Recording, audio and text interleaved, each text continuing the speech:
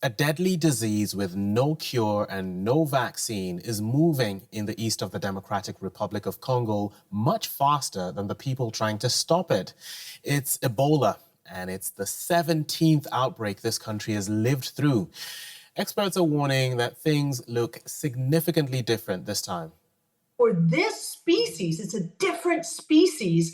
There is no vaccine. There are no monoclonal antibodies that have been licensed. And so that makes it much more difficult to manage than the other Ebola outbreaks that we've had.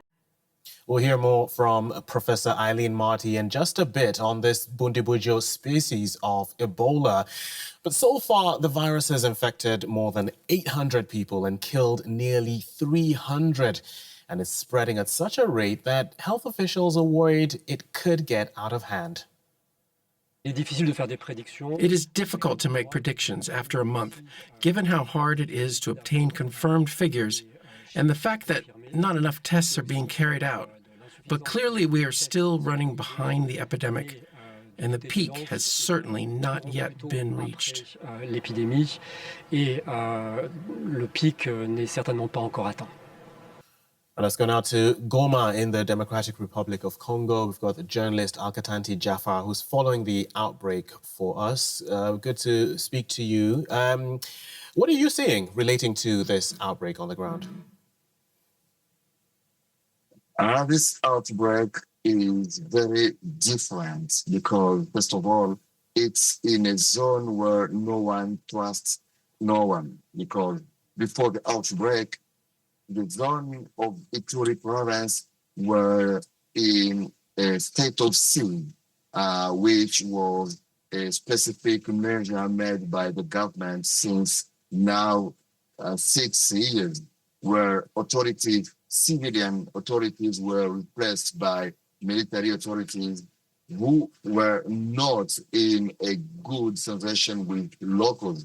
So in Ituri, we have many active armed groups fighting against themselves, each other fighting each other, and many of them had the label of an ethnic group. So in Ituri, no one trusts no one, and this outbreak came in the same situation that even locals are not trusting the government, they are not trusting the health workers, and it's a biggest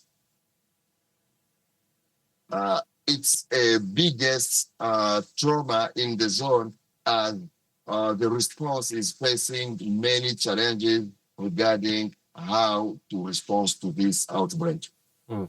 You mentioned that mistrust. I mean, there was a case May 22nd when a crowd set fire to response operations in the town of Rwampara. Just wondering how the authorities are dealing with, for example, public messaging or trying to get people to cooperate at this time when there is so much resistance. So authorities are trying to do their best. There are teams who are doing awareness message and campaigns in locals to let them understand that the disease is real, the outbreak is real, and they must trust teams who are operating in the response. But many people are still skeptic, not accepting it. And also, we also have a problem of the culture, you know. In Africa, and especially in a zone of war, people used to do not understand everything coming from their authorities, since many people think that authorities make many bad things on people to get money, to become rich, or to stay on power, such as it can be an outbreak, it can be a war, it can be a killing. So people still don't trust in everything that authorities are saying, and this is what exposed more locals to the danger of Ebola. Right. That is in some places. I'm just wondering whether people, those who are not mistrusting the government, or at least not skeptical about the health situation, whether this has altered their lives. Are people doing anything different now to protect themselves from the virus? I don't know. Have you seen anything visible in public norms? Yes, to be honest, it's not everybody who are not trusting. Some people trust, some people, even those who were not trusting in the beginning of the outbreak, but after getting some victims in their cycle of relatives, family, then they start believing. But many people still not believing on it. In Bunia, we are seeing young people, especially working, trying to do their best for free to do campaigns of awareness, talking to people, showing people that Ebola is real. This is not the first outbreak in DRC. It's the 17th. So let's keep away all first believe and now trust on health workers. So we are seeing some people changing their behavior, but the work is hard because many of them are still skeptical. And of course, there are also many people in camps, people displaced by fighting. I'm just wondering how this affects them. Have you seen anything in the way camp operations are going on as well? By chance, there are not yet cases in IDP camps in Bunia, and I hope that nothing arrived there because life in camps, people are many in a small zone and they don't have good sanitation. So they can't keep distances. They can't get water to wash their hands anytime. So if one people affected get inside the camp, then it will be a catastrophe. And I am seeing this outbreak being uncontrolled because when I can compare it to the past outbreaks, I can say that this one is a bit different because many things are not normal. For example, the outbreak was announced with a big delay. So after many cases, after dozens of people have been died by Ebola, and people in Bunia say it was around 2 or 3 months. So all these things are making this outbreak different and more dangerous one because we don't even know the level of spread. For example, if we can compare this outbreak to the 10th outbreak, which was the first one in this zone, it took 2 years from the epicenter to the city of Goma, where I am. But in this outbreak, it took only some weeks to leave Bunia to the city of Goma, where I am. So, and these are the facts showing that this is a big danger. And if authorities are not doing, if authorities doesn't do the best they have to do, in some months it will be maybe not only 3 provinces of DRC, but the entire country, because the country is still alive, people are still working, are still communicating, leaving a zone to another. So if they are not doing best control, the best they can, then this outbreak will reach other provinces. Just wondering, from what you've seen, do things look different? If you look at the way the government is responding, if you look at the way the aid agencies are operating, does this look like? Do you get the sense that they're responding to this with the kind of urgency that you would expect? I think both. First of all, is the government. Even NGOs operating on ground, they work with the government agenda, with the guidance of the government. So starting by when the government announced or discovered the outbreak, with Ebola, it's an outbreak starting by one case. So the DRC government detected and announced the outbreak after people in Ituri had registered several cases of death with the Ebola symptoms. So starting by that delay, and everything is not good. But I can't say that the government is not working. We are seeing what the government is doing, but is in delay, responding in delay. So maybe in the future time, they will cut the time they lost and then things will be okay. But in this moment, they are trying to respond, but it's in delay for everything. Right. We'll see how things play out in the near future. Katanty Djaffar, journalist in Goma, thank you very much for giving us that update. You're welcome. All right, let's get more from an infectious disease expert. Dr. Aileen Marty is a professor at Florida International University. She has served on WHO advisory groups on responses to disease outbreaks for decades, including Ebola. And that's why we have brought her on to the discussion. Good to have you with us, Professor. The head of the Africa CDC says this could be the worst Ebola outbreak ever, worse than the West Africa outbreak over a decade ago. How did we get here in barely a month? The cases have continued to rise because it's a highly inflamed area where there has been ongoing conflict now for over a decade.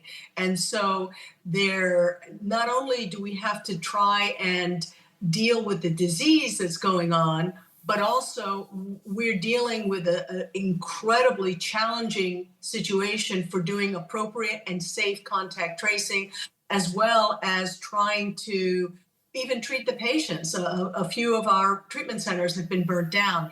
That decreases the enthusiasm for some healthcare workers to go there and manage patients. And it also increases the number of patients that don't go to the healthcare centers and then travel to other locations and bring the disease elsewhere. So that's all making it extraordinarily challenging. But what really started this problem is the fact that the virus that we're dealing with is a different species. It's the Bundibugyo species and not Ebola Zaire. So virtually every other, except for one of the outbreaks in the DRC in the past, have been caused by Ebola Zaire, and they know how to manage that.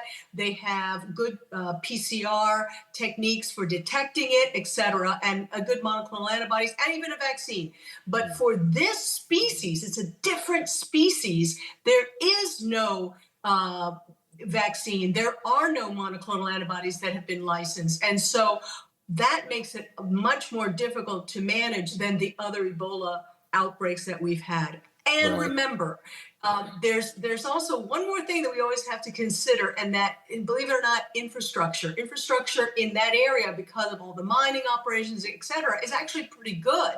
And that allows an individual with a 21-day incubation period, a virus that has a 21-day incubation period, to travel pretty far from where they initially contracted the virus. That also makes things more challenging and allows us to be, yes, indeed, possibly going to be the worst Ebola outbreak in history. I mean, the Red Cross even saying that the outbreak hasn't even peaked yet.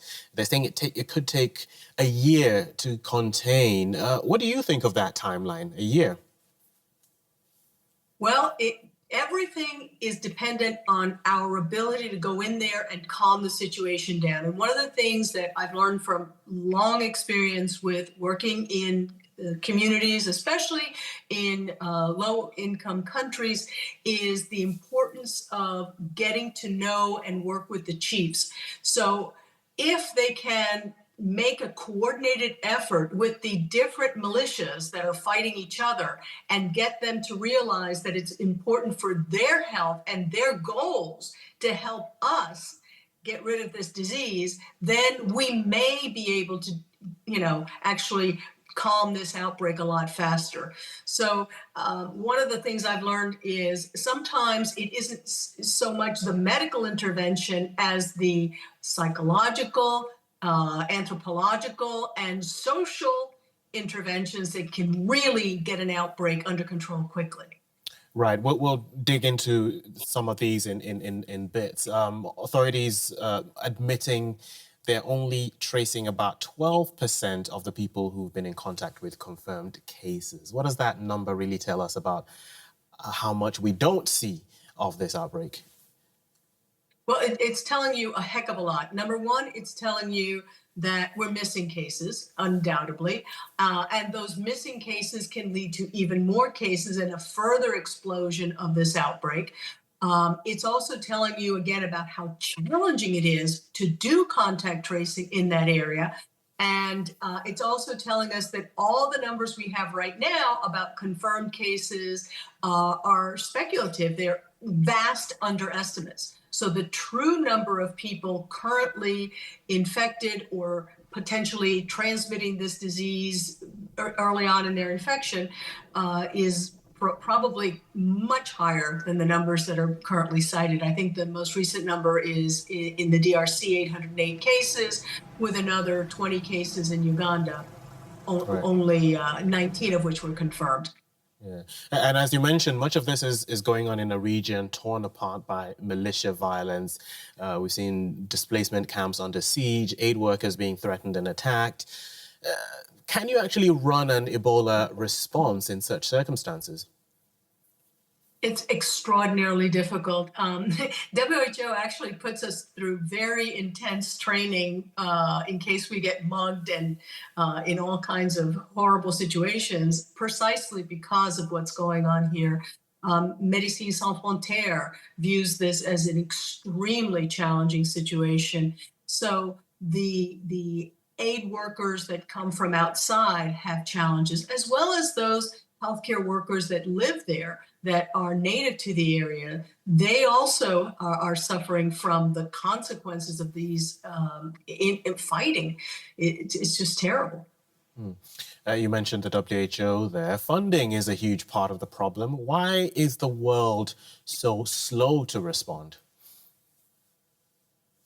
They aren't seeing what we saw with the previous outbreak yet, right? So the previous major outbreak, because we've had a number of outbreaks since the big one in West Africa. But one of the things that spurred so much attention started in December 2013, ended in 2016, that huge outbreak was that it was spreading to a lot of different nations, and that cases appeared in the United States, in Spain, et cetera, and not just in African nations. So they haven't quite recognized how critically important it is to stamp out the disease where it is and to help the people that are suffering right now. Because when we don't do that, we invite problems that are global problems and not just localized or regional problems. This issue of countries committing to the funding, not just to pledge, but also to deliver on their pledges. And I'm just wondering, how much is this about geopolitics as it is about public health? Unfortunately, there's a lot of that at play right now. And it's not really very good times right now in terms of how humans are treating humans. The wars that are going on, the wars of aggression that are going on, speak to that as well. And until we can get back into the mindset that we recognized was important after World War II, and have better cooperation between nations and a understanding of leaving other countries without invading them, without provocation, all those things, all those attitudes need to change. And we need to realize we're on this one little tiny planet, and that's it. That's the only planet in which we have a really good chance of surviving. There's not I mean, we can talk about science fiction stories all day long, but we don't have the technology to go to any other place on Earth in which we humans can survive, and we need to learn how to work together and how to help each other. And whenever there's an outbreak, we need to help stamp it out wherever it is, because not only are we doing the right thing morally for the people there, we're also doing the right thing morally for all of us. Speaking of working on a response, there is now talk of a potential vaccine with candidates from Oxford and Moderna that could begin trials as early as July. How much could that change the picture? I'm just wondering if this is fast enough to matter in this particular outbreak. Again, timing is everything. Certainly, we know enough about the Bundibugyo virus to be able to make a good, valid vaccine, both a protein subunit vaccine, and there have been, by the way, this is not new research.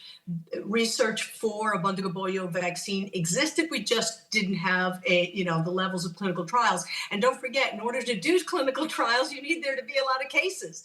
So unfortunately, this outbreak is going on, but fortunately for vaccine development, you can quickly assess the efficacy and safety of a vaccine when there is a major outbreak. That's actually what happened with the Ebola Zaire vaccine. There was that major outbreak. We tried a few of the experimental vaccines we had, and we found that the VSV vaccine that had been put out by the Canadians was absolutely fantastic for being able to contain the outbreak. And I think we'll see that again with these vaccines, because we do have the technology to do it. We need the money, and we need the situation in which we can develop it, test it, and assure the safety and efficacy of the vaccine. And it will make a huge difference, because once we can do ring vaccination, we can get this under control. But even with that, you still have to have the political relationships and the anthropological relationships with the fighting groups that are there, so that they cooperate to take the vaccine and to allow their people to take the vaccine.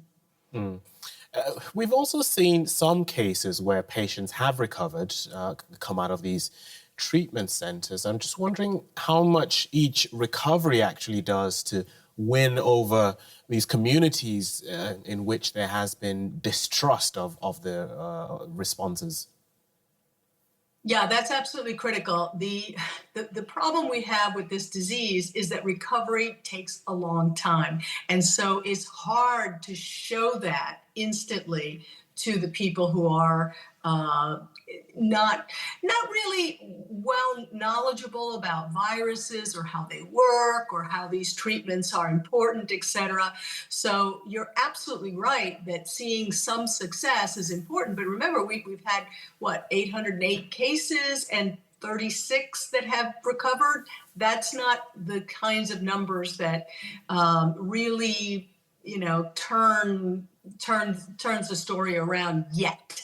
Hopefully that's going to be changing day by day as more people do recover who have been in treatment. And certainly if you look very carefully at the case fatality rate in Uganda compared to the case fatality rate overall in the DRC, Uganda, where things are stable, the case fatality rate is only 15%, whereas in the DRC, it's over 23%. So it really does make a difference when things are stable. So, Professor Marty, I'm just wondering if you had to point to one thing that would make the biggest difference right now, what would it be? I think one of the biggest things that we could do that would make a huge difference is bringing in a lot of individuals who can help reduce the violence and talk to the various fighting groups and get them to agree to stop fighting while we get this going. That is the fastest thing. Vaccines, absolutely, that's great, but that's only really going to be useful if the people cooperate. Professor Aileen Marty, thank you very much for giving us your thoughts on this topic. Anytime. You've heard what we know about this outbreak. Now it's over to you. Leave us your thoughts in the comments.